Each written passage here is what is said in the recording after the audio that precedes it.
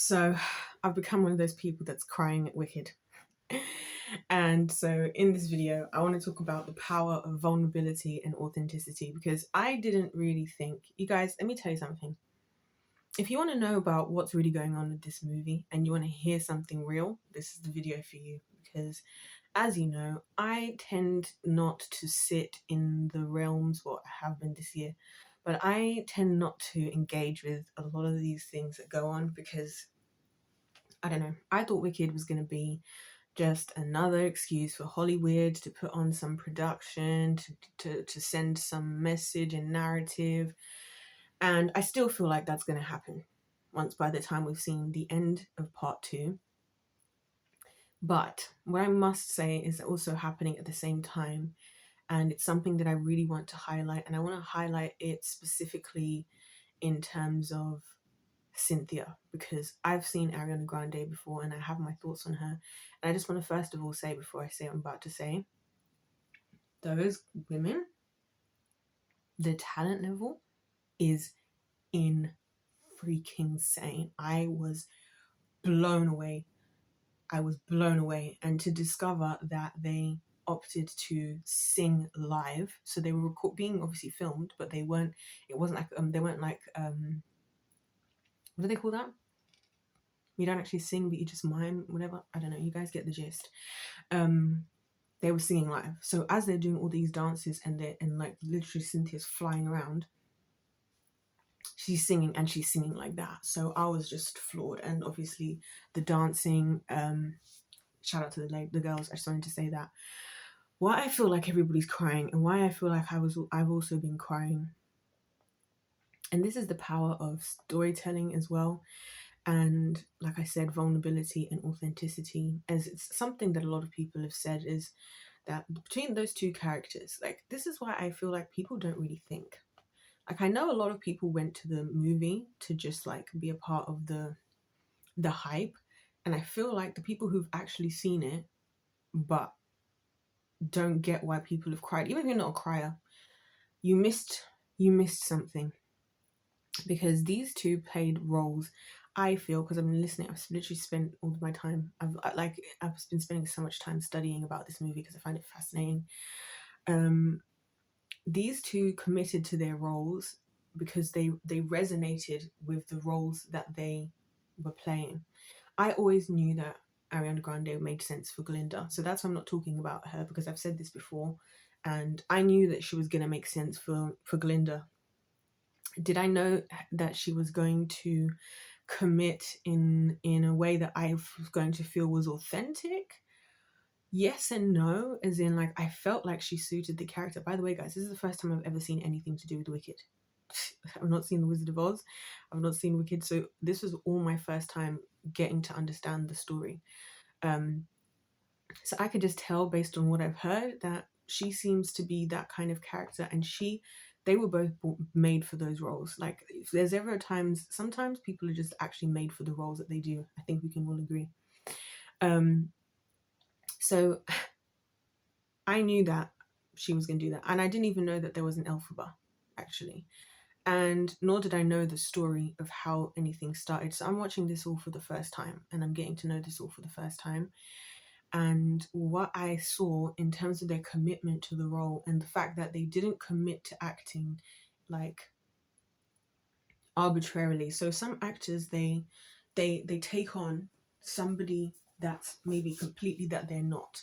It's one of those things I've always thought about when it came to acting, because when I was a kid, I actually wanted to be an actress before anything else. But as I've grown older, I feel, and I've been thinking this about acting before I even saw this, that I don't want to be an actor, because I don't want to take on a character that's anything other than who I truly am, if that makes sense. And I haven't seen any characters that I feel are like that, and I haven't ever, actually. So I don't really want to act, because I don't like the idea that who I'm becoming, like, engaging with my emotions, because I feel like it's a very like I think any good actors, you completely have to give yourself into your role, right? That's why they change their bodies completely. They may start talking differently, and they have to become these characters. I didn't want to play a character, and I don't want to play a character. You guys know that I've been talking a lot about how I feel like society is all playing these characters, and this kind of goes with what I'm going to say about Wicked, is because they were so authentically themselves. I feel like it touched people in a place where that might be hidden underneath their own characters, basically, is what I'm saying. I feel like they were so authentic and they actually were in line with their own characters that when you see them performing, you believe it because it's real. So even one of a few of the scenes, they spoke about how, you know, they walked into this situation. First of all, Ariana always believed that that character was for her. um Cynthia has historically played the similar types of characters of women with these complex situational things, and they both decided to go on the journey together and be as honest as possible and as real. And I feel like that's what's forged their close relationships. I'm going to talk about that separately because I think that the love they have for each other and the way that they love each other now, I think it's so real. And I think it's real because they've put their, by playing these characters, it's like they've put their own characters to the side. They're not pretending. Ariana is finally in where she needs to be. She's in her bag now, you know. What's her name, Cynthia, is literally made for the role based on some of the stuff I've discovered about her story and how her storyline matches a lot with, because like she was even saying that, you know, one of the things that she struggled with is that because of how she looks normally, obviously she looked quite different in the movie, but her character, you know, having being bold and kind of wearing a lot of black, having these long like 4-inch nails, she's got like all these different piercings. She's a beautiful soul on the inside, absolutely stunning. And that for me is the bit that gets me crying, is her singing voice and the purity inside her voice is it's like the complete opposite feeling for me of listening to Beyonce. Because other people, I can just hear, like, you know, you can hear things and you can experience things, you know, when somebody's being genuine, you know, and you can just hear the purity in her voice. It's so, she was talking about how this is what I'm saying, she was talking about how on the set that they built for like the foresty scenes, that the birds actually started to sing with her. Like that's how her purity and her authenticity pierced even into the creation, so the birds would sing along. I just thought that is the most beautiful thing absolutely ever. um and so because they're playing something that's real, and we're seeing something that's real, and it touches something real inside of you, whether it's that you relate to Ariana, whether it's that you relate to Cynthia, you probably a bit of both, as we all kind of can relate to each other in different ways. You know, Ariana going through the character story arc at the beginning, you know, before they were like friends, and having all this attention and clearly really struggling to not, kind of innocently unaware of how she comes across, but genuine and ready to learn once, you know, the opportunities come along. Although again, we'll see what happens in part 2. And the fact that, you know, her again being, and I do believe actually that Cynthia has really changed Ariana Grande, because I feel like Ariana, who's so good at performing and playing characters, and again a lot of characters who are so far from who I've ever thought she was. Like I first was introduced to her, like a lot of us, in Victorious on Nickelodeon, and she played Kat, you know, the kind of ditzy whatever. And I've said to you guys for years, I don't see her as ditzy as people do. I see her as powerful. She's in her ability to sing, her ability to move her body, her ability, like they were talking about how Ariana was the one who edited their voice, their vocals, and Cynthia only entrusted Ariana. So Ariana's actually edited the vocals on the movie, on the thing itself, and those are like the types of skills that people probably don't realize that she has, right? Because everybody's taking on this persona that she's just this ditzy whatever, and they don't know what goes into her being who that she is. And that's why I've always, you know, been harder on her than other people have, because as much as she might be sweet and nice and well, seemingly sweet and nice and whatever, I know that she's not. And that's why I feel like again with this Glinda character, it really made sense for her in terms of showing that yes, she might come across like this, and yes, people treat her in a certain way, but there's a certain level of, because of how people see her, that there's not a place that she's gone in deep enough yet inside of herself that she would need somebody like Cynthia to kind of bring out of her. And they actually said something so deep, but it actually made a lot of sense to me. They said about each other in an interview that they both felt like there was a piece of them that each other needed to find, that they both feel like each of them had a piece of the other person that the person had missing, which I thought was powerful, because again, life and existing and the good and powerful and beautiful things, you know, love, a lot of it, this stuff has to do with, you know, um the friends you make along the way. But on a serious note, the friends you make along the way, because the people around you, your circle, your lack of it does help to shape you, because they both had lessons they had to learn from each other.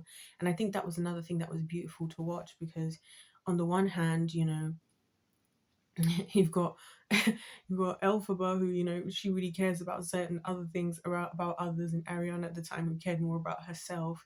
But in that, because of that, you ended up with Ariana. Should I call them their names? Yeah, I don't know, because I feel like I said, I don't feel like they're playing characters. Whereas, so Ariana's helping Elphaba to think more of herself, and Elphaba's helping Ariana to think more of others.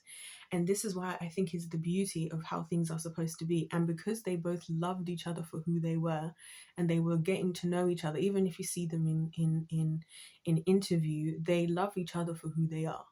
Like, if that makes sense, they embrace each other for who they are, as they are, and they're invested in how you, like, what's your journey been like, what's your reality, what's your, how is that shaping you, and how do I help you, you know. Even like they said that they, I mean, like I said, the singing was just at another level, that they, you know, would practice this, like obviously they would have to sing together, and how they dedicate each other to say, we're not going to do like the little things, they're not going to do, if one of them, they're going to share. So for example, Cynthia was saying, we're going to share our nose, so we're not going to agree to doing things that we don't want to do, like on the set and whatever. And if you need your help to say your no, I will help you, and you know, and vice versa. And so again, it helps for them both to have that character growth element of like something that's real and authentic. So what we're seeing in the movie is exactly what we're seeing in real life. And that's why I think people are crying, even myself, because I believe the words that they're saying, and you believe that they mean it. So whether it resonates with you or it doesn't, hearing and seeing and feeling something that is so real, it's just going to pierce you. It's going to pierce right through your soul. It's going to pierce right through the character. And that's the beauty that I took away from the whole thing. Is I love, in a way, that it as in a society that you guys know I deem to be very shallow, and like I always say, I feel like people are just playing characters. I feel like this is a big theater production. The society, we wake up, we put on our costume, we conduct ourselves as we choose to, and only as far as the boundaries of comfortability of ourselves, which for us today, those boundaries are very far, very close to us, as in like we don't really let people into the real us anymore, I feel. And I feel like that's why, part of the reason why we have so much loneliness in society. I think that's part of the reason why people don't feel seen and heard and understood, because people don't stop to see or hear or understand. That's why we have these ideas and all these labels that we now have to call ourselves to explain our personality types, because there's this normal, whatever this normal is. And this is why I always say to you guys, like, what is this normal? What is this normal? Like, because if you're saying that I'm different to who? Because if you're saying different to who, then we're all completely unique anyways, right? Even as you've seen, even twins don't think exactly the same and do whatever they do. Might do a lot, but they're not exact perfect carbon copies of each other. You know what I'm saying? And so that's why a lot of times, you know, they develop slightly different personalities. And so what I think they've done that's in a beautiful way is to show how, and I do get why people feel deeply because they've shown a level of acceptance that I don't feel exists really that much anymore in society. I feel that we're in a society where we all go and find our little group, and when we feel comfortable in our little group, we stay there, but we're not prepared to go into the situation that makes us uncomfortable. We're not prepared to go and sit next to the person that looks different to the way that we do. And it doesn't mean that we're necessarily judging them, but there's an uncomfortability there because even their aesthetic, you've got Cynthia with these big long 4-inch nails and a bald head and all these piercings and always wearing something black and dramatic. And then you've got Ariana with her like high pitched voice and like her, herself as she is, and always dressing in pink and always dressing like this.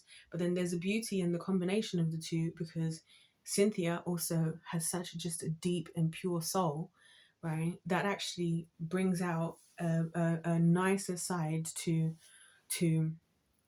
a seemingly less superficial side to Ariana. So their ability to just accept each other, and for Cynthia to not go, oh, she's just whatever, forget her, and vice versa, and for them to have built the relationship that they have. Again, it shows on camera, and it's something that we don't have in society. So I get why people say that they feel seen and they feel they just cried, because I'm like, I want to ask people, tell me why you were crying. Yes, you feel seen and heard and understood. What is it? And when are we as a society going to let go of playing characters? When are we going to become real people again? When are we going to accept that that person over there might not agree with my life choices, but you know what? I love them just the same. When are we going to just accept that? I was thinking about something Cynthia said, right? Because the minute, one of the reasons I'm really uncomfortable right now is I'm really bloated, and my actual physical body, and this is just something I just realized over time. I didn't even do on purpose. Me and complex carbohydrates don't get on.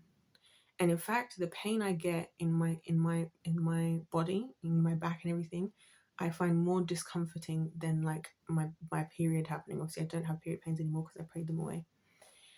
And so my diet on a good day consists of meat, fish, vegetables, fruit. That's it. Maybe like some nuts and seeds in there. That's my diet. And I really don't eat other things. And I just did it by accident over the years because I realized, I guess I just knew somewhere that I felt better. So now the older I'm getting, the more I'm realizing every time I sway away from that diet, I don't feel as good. Like now I'm going to be bloating and doing all of this, obviously, and probiotics and stuff. By the way, I do probiotics and like I do eat dairy. I'm going to be just uncomfortable for the next couple of days, and I've now identified exactly what it is. But to somebody else's body, like Cynthia was saying that in one of the interviews I watched of her, she was saying she has cut out meat. So for her, she doesn't want to do red meat, or what was the other thing she said? I was thinking exactly what she said she doesn't want to eat is exactly what I would eat. And exactly what I do eat. But as she said everybody's body is different. So rather than be in this society where we're all telling each other what you're supposed to do, how about just support the journey for everybody and accept them for what they are? Because I'm not saying that people who don't feel the way I do are wrong. And I don't even think there needs to be room for a conversation. I think if you are happy and you've got a diet that you feel good with, that is feeding your body well, and I've got a diet that I feel happy that's feeding my body well, then that should be the point, shouldn't it? That should be the point. But we now, again, like I said, in a society where everything has to be right, we all have to be doing everything right, we all have to be, championing every single movement possible. We all have to be thinking about this, and no wonder everybody's playing a character. No wonder everybody's playing a character. No wonder we've become people that don't know how to just let go and be themselves. And that's what made me cry about the movie, is the overwhelming level to which Cynthia allows herself to be herself is beautiful to see. Because we all struggle with it. Even I do, obviously I do. Hello. We all struggle with it to an extent. It's very normalized now in society that there's like, and like I said, I don't know who made the rules. I don't know who made the rules, and no wonder so many people feel seen and heard, and so many people feel, like you're the one that stuck out, you're the one that's a bit different. Like there's a lot of things that people say and do that is considered weird, and I'm like, who says that has to be weird? Do what you want to do. Let's normalize people living the life they want to live. Like people be, people get into really dumb arguments like, do you put the cereal do you put the cereal in first and then the milk, or the milk and then the cereal? Heck, I'm just want you to have a bowl of cereal that makes you feel good and makes you happy. I don't care if the milk goes first. I don't care if the cereal. Now obviously it's one of those, like, I hope we all know it's not that deep really, but these are the types of little societal norms that maybe you do prefer your cereal with the put the milk first and then the cereal afterwards. I've heard great cases on either side of why people do things. So why is we as society just, who wrote the rule that we all do that, and what's wrong with somebody else wanting to do it differently, right? Or it's like how people eat their steak. Like that's another thing that I find odd that people argue about. Like you have to have a steak like this. A steak like this is wrong. Why not? Have your steak how you want it. I was laughing at this guy. I think it was Specs, probably Specs, who was saying he likes his steak like leather. If he wants to have a leather steak, let him have his leather steak. He has so many strange ways of eating that he was saying he got to the point where he just doesn't like eating anymore because and also I get why he doesn't like to eat around people, because they just sit there judging him. It's like, just let the guy eat. Can the man eat? Can the man eat? The man is providing for himself and the people he needs to look after. And can he just eat what he wants? You're not eating the steak. Let him live. Just laugh about it, if anything. And just know that he's going to have his, and I feel like these things seem little and these things seem trivial, but to me, they're a representation of the world at large and how things are, and how one day one thing is acceptable if it's acceptable by the masses, and the next day it's not. And then the masses becomes the normal, and anything outside of the normal becomes weird. Like I was thinking, like the concept of chicken and waffles. And I think about a lot of these in relation to food, because I'm really a big foodie, like in terms of not so much the eating part, more so the cooking, and just I feel like you can learn a lot about people, their culture from food. So that's why I feel like it's such a missed opportunity sometimes, where people don't get to try something different because we've all just decided that certain things have to be done a certain way, Once upon a time, you couldn't have chicken with waffles. Now chicken and waffles is like it's a meal of its own. Once upon a time, sweet and salty didn't mix. Now we do, all these different things where you're mixing sweet with salty, and you do this and do that. So why were we bothered? Why are we saying that this is the collective norm? This is why these trends go crazy on social media, and it actually annoys me every time, because I think people have no imagination anymore. That's the problem. So when people are like, oh my gosh, this new trend, if you do this, if you do that, and it's like, this is something anybody could think of on a random Tuesday to do, and that would just be fun.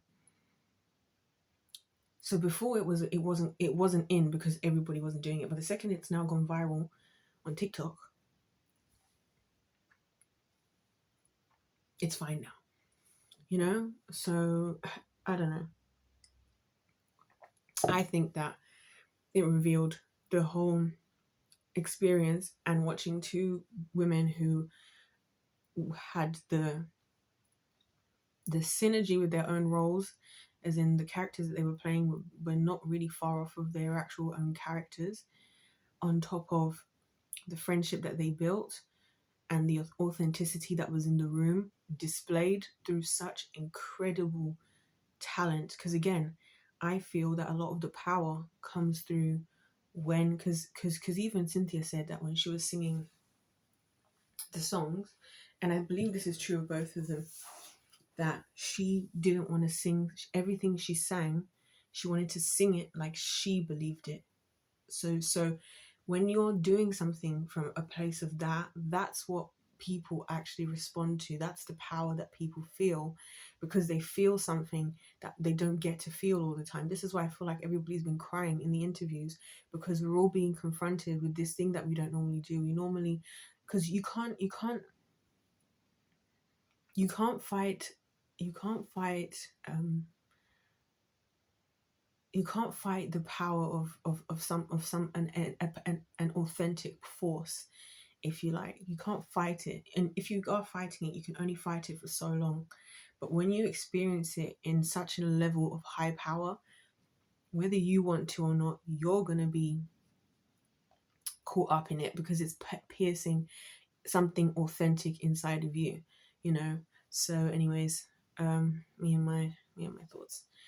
But yeah, so I thought that they they just, I don't even know what to say about what they did, because what they really did was just show the world, or a lot of people, something they needed to hear and experience and feel again, which is something real, which is seeing people being accepted. I feel like so many of the things in society today and so many ways that people have become, it's like we have to find a reason to explain us being who we are, as opposed to just being who we are. Like, that's why I said to you guys, I'm against being labeled as anything. I'm against being labeled even by my career. I just want to be myself. I just want to be me. I don't want to be I don't want it to be about when my star sign is and what that can tell you. I don't want it to be about if I have any, diagnoses and what that can tell you. I don't want it to be about what I do for work and what that can tell you.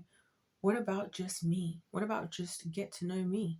I want to get to know you. It's like I was saying to you guys, I really get invested in people.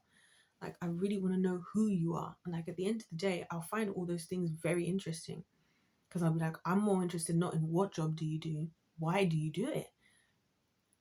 Are you the kind of person who does the job just because you just need something to pay the bills and you're not invested?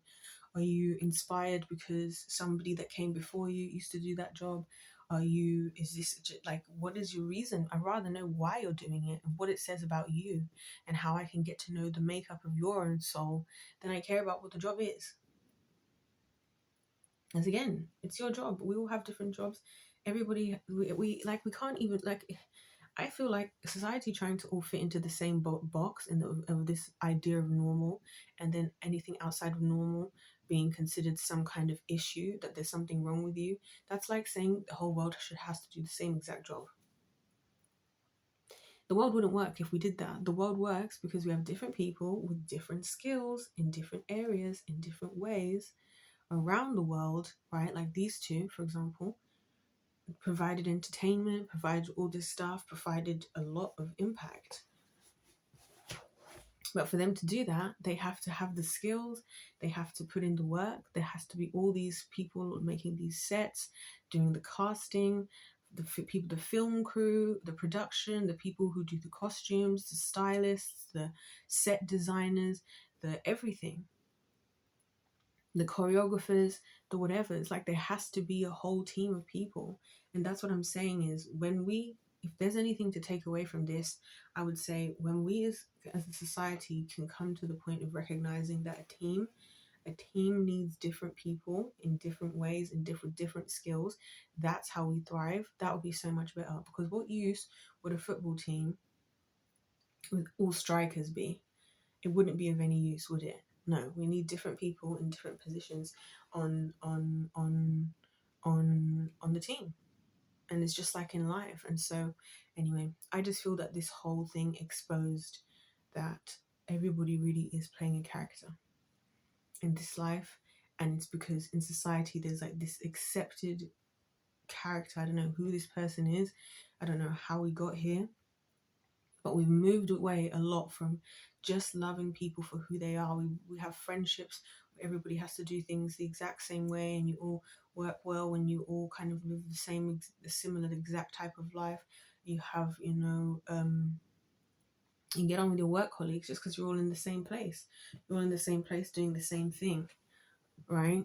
Or whatever. And then when you have something that's something you're not used to, it's uncomfortable. And the reason it's uncomfortable is because it's outside of your comfort zone. So now you're in a position of vulnerability. Because if you've been, I don't know, if you've been, I'm trying to think of an example. Yeah, if you've been, I don't know, building furniture your whole life, you now going to talk to a figure skater about what they do every day is going to be quite different. And that's why I think it's sad that we got to this stage, because I really truly love the beauty of just everybody being exactly as they are. That's why I say to you guys on this channel all the time, I'm like, don't change. Be you, and let us learn how to love you, and let us help us to love you the way you need to be loved as you are. But don't change and become something else. Don't become like me. I'm here doing my bit, you know. So but I want to know you and where you come from, and this is what's been so interesting and so fun for me about having a YouTube channel, I must say, is because I get to talk to people from all over the world, and I get to know people from all over the world, and people who just live really different days to me. And I think all the time about you guys' day. Like, I'm like, I wonder what like so and so's day is like. Like, what time do you wake up? What do you eat for breakfast? How do you choose what you're wearing on that day? What do you do for work? How do you get to work? Like, this is how I would question you guys if I could. I would ask you every question in the book. What do you do on your way to work? What are your thoughts as you're on your way to work? Do you like your job? Why don't you like your job? Do you like your colleagues? Which colleagues don't you like? Why don't you like them? Like, I'll ask you all these questions. What do you want to do for fun? You know, get back to getting to know people. And I also do think that there's one other thing that I'd like to say. Oh my god, I'm talking so much.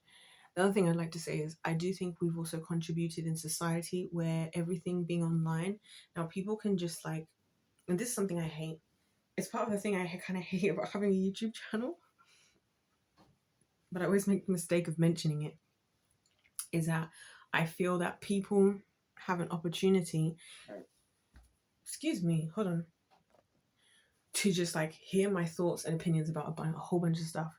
So I always find now that people tend to misunderstand what I'm actually like in person, because how I am online is I come to YouTube to say the things I have nowhere else or no one else to say them to. So I do that, and then I go back to my life that looks very different. You know what I'm saying? Like I've discovered, right? A lot of people wouldn't believe this, but get this, you guys. I am in the top 2% of people that watched more Sidemen videos this year.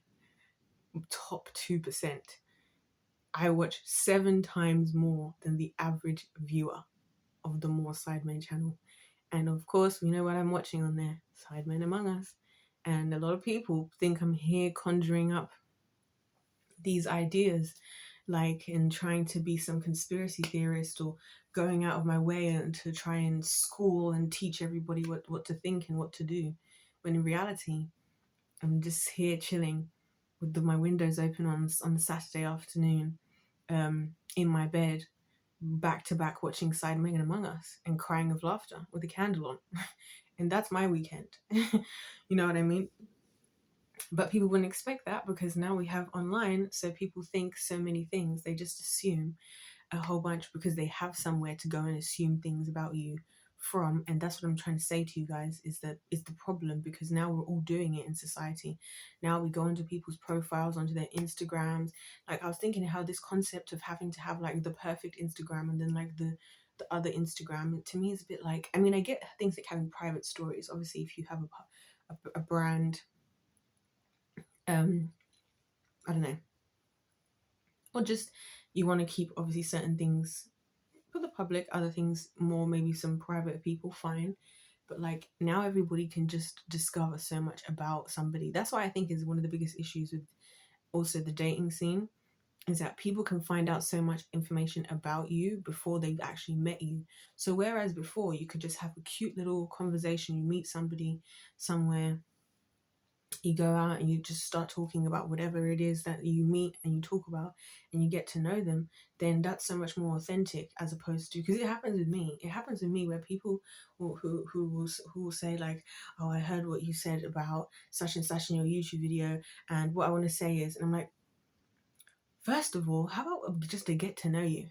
How about a get to know you? And before you come in with your judgments and your assumptions, why don't we, since we're not on YouTube, why don't we have a conversation? But it's like, because, and I feel like it's an anxiety thing. I think we all have this shared anxiety now of like, I want to be able to figure out everything I need to figure out. Okay, I'm calling myself out right now. I want to be able to figure out everything I need to figure out before I kind of entertain this person, and then I'm gonna make a decision and judge whether this person would, you know, if we would gel or if whatever. But in reality, you don't know. Like the types of people that watch my videos, it actually bewilders me, because I'm thinking, what on earth are you doing here? And I mean that in a good way, as in like, I'm flattered. I'm like, it's shocked me reading my whenever I check my YouTube analytics, it shocks me that people of like older generations are like watching my video. Like, why is my video telling me that people all over the world are watching my videos? Like, when there's somebody who's like, yeah, I'm in Australia. I'm like, what is an Australian? What is an Aussie doing here? I'm like, why? I would love to ask every single person who subscribes to my channel how we got here and how. Oh,